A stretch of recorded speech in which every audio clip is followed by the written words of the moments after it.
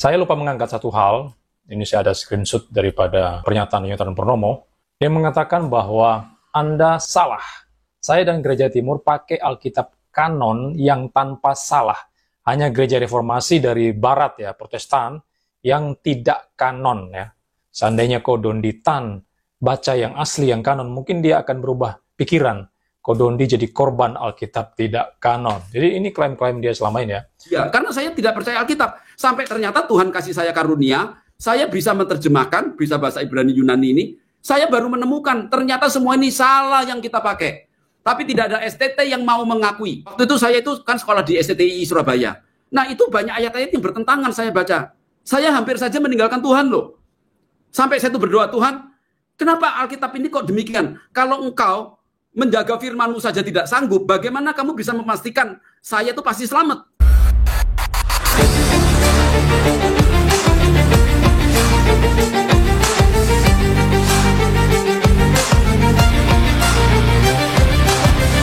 Assalamualaikum warahmatullahi wabarakatuh.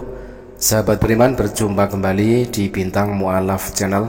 Mudah-mudahan kita semua selalu sehat walafiat di dalam lindungan Allah Subhanahu wa Ta'ala.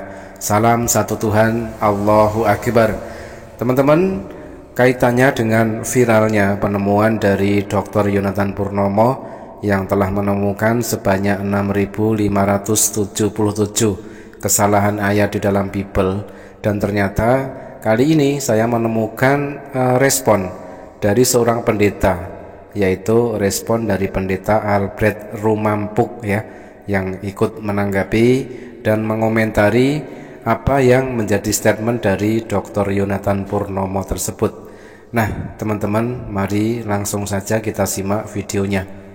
Semalam kami live di channel saya bersama Bapak Jimmy Jeffrey dan juga Pak Stanley Renal Paparang.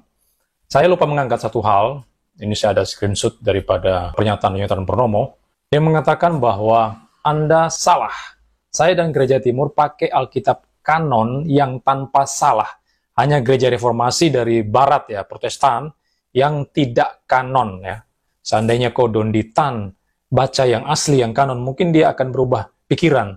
Kodondi jadi korban Alkitab tidak kanon. Jadi ini klaim-klaim dia selama ini ya. Protestan tidak punya Alkitab yang kanon. Kristen bahkan ya, tidak punya Alkitab yang kanon. Yang kanon cuma dia doang sendiri. Jadi dia khusus menerjemahkan satu Alkitab yang dia dasari pada teks Bizantin, yang kemudian dia nyatakan sebagai kanon.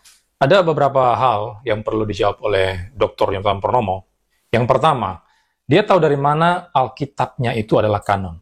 Jadi dia mengatakan teks Bizantium itu adalah Alkitab yang kanon. Itu ditahu dari mana? Ini sudah pertanyaan berulang-ulang kami sampaikan ya. Dan dia menjawab bahwa itu kanon karena dilegalisir oleh konsili. Oke, konsili yang mana? Kita tidak usah jawab ya, kita tanya sama dia saja. Dan dari seminar yang dia lakukan itu ada di konsili Hippo dan Kartago. Jadi mulai tahun 393 sampai dengan 419. Nah, apakah benar demikian? Padahal teks Bizantium itu baru muncul abad yang kelima.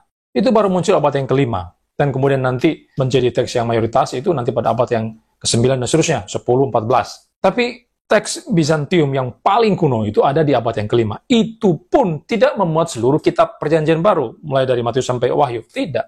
Tapi dia hanya memuat teks dari keempat Injil. Nah, saudara lihat kutipan berikut ini ya. Tidak ada satupun manuskrip dengan teks Bizantin yang sangat tua. Faktanya, sebagian besar manuskrip Bizantin ditulis antara abad ke-10 dan ke-14. Teks Bizantin tertua adalah Unisial A, ditulis pada abad ke-5.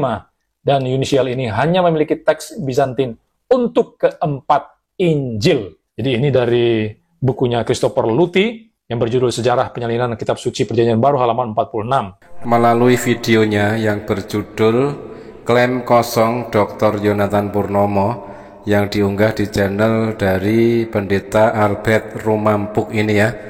Di sini pendeta ini menanyakan kitab suci yang kanon itu yang bagaimana, dan sudah dijawab oleh Dr. Yonatan Purnomo dengan menunjukkan bukti-bukti sejarah. Dan di sini yang jelas kita bisa melihat antara denom yang dianut oleh Dr. Yonatan Purnomo versus denom yang dianut oleh pendeta Albert Rumampuk ini saling rebutan kitab kanon, tetapi itu adalah urusan internal mereka. Kita cukup tahu saja, dan kita akan tampilkan statement dari Dr. Yonathan Purnomo yang lagi-lagi membuat heboh kekristenan, khususnya antara Katolik versus Protestan. Ya. Nah, kalau mau pakai Sinaiticus, kenapa tidak pakai perjanjian lamanya, pakai Septuaginta? Kenapa Tobit, Bibit, dan macam-macam dibuang? Berarti kan nggak jujur ini, cuman dipilih-pilih, yang dia suka diambil, yang tidak suka dibuang. Jadi saya bilang ya, Ortodok dan Katolik itu yang betul, itu yang pakai kanon. Makanya saya itu, kalau saya belajarnya sumbernya cuma dari STT yang dari Barat, saya tidak akan menemukan ini. Saya menemukan ini karena waktu itu, Dr. Joshua Tewo, waktu itu saya itu kan sekolah di STTI Surabaya. Nah itu banyak ayat-ayat yang bertentangan saya baca.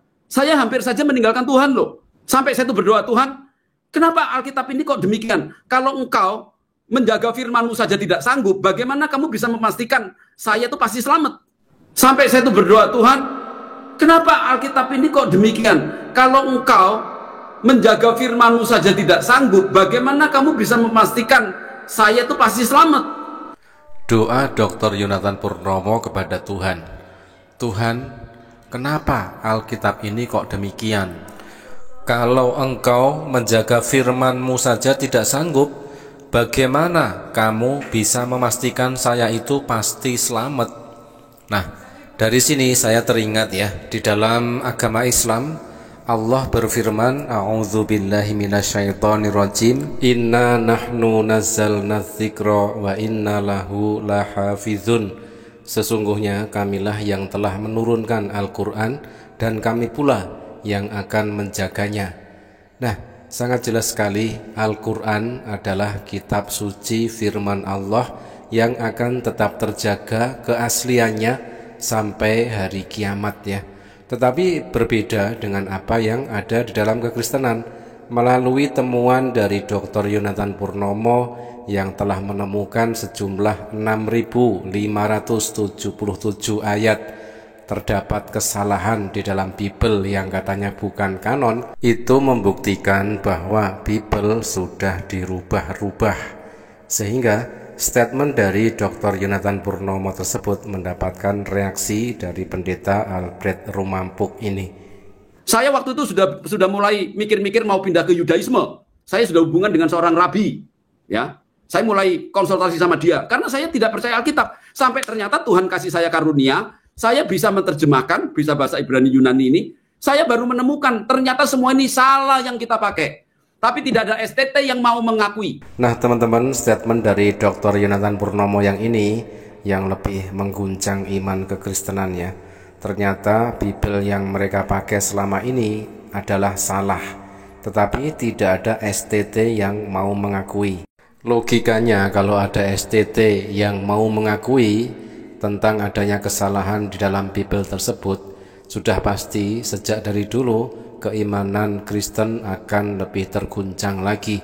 Demikian sahabat, terima kasih, mudah-mudahan bermanfaat. Jazakumullah khairan kasiran. Wassalamualaikum warahmatullahi wabarakatuh.